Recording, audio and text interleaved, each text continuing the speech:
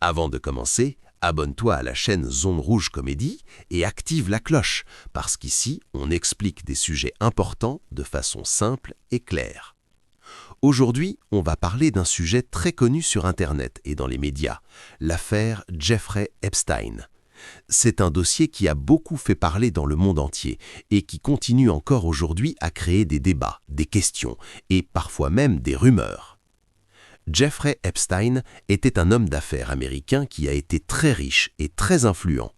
Pendant des années, il a fréquenté des personnes puissantes dans différents milieux, que ce soit la politique, les affaires ou le divertissement. Mais plus tard, il a été arrêté et accusé dans une affaire criminelle très grave impliquant des abus sexuels sur mineurs.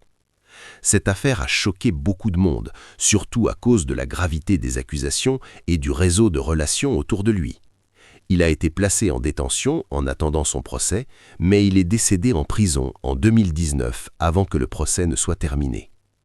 À partir de ce moment-là, beaucoup de questions sont restées sans réponse et cela a alimenté encore plus de discussions dans le monde entier. C'est pour ça que son nom est devenu très connu.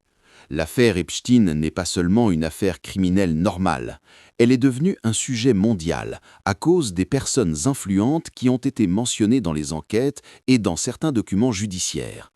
Mais il faut bien comprendre une chose importante.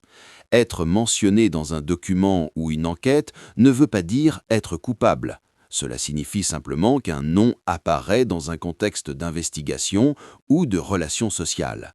Mais la culpabilité ne peut être établie que par une décision de justice. Dans certains débats publics, le nom de plusieurs personnalités connues a été cité dans le cadre de cette affaire. Par exemple, Donald Trump a parfois été mentionné dans certains documents ou discussions liées à Epstein, mais il a toujours nié toute implication dans des activités criminelles, et aucune condamnation judiciaire ne le relie à cette affaire. Le problème avec ce genre d'histoire, c'est qu'il y a beaucoup d'informations qui circulent sur Internet. Certaines sont basées sur des faits, d'autres sont des rumeurs ou des interprétations. Et avec les réseaux sociaux, ces informations peuvent se mélanger très vite, ce qui rend difficile de savoir ce qui est vrai ou faux. Les faits confirmés sont les arrestations, les enquêtes officielles et les documents judiciaires publiés. Mais à côté de ça, il existe aussi beaucoup de théories et de spéculations qui ne sont pas toujours vérifiées.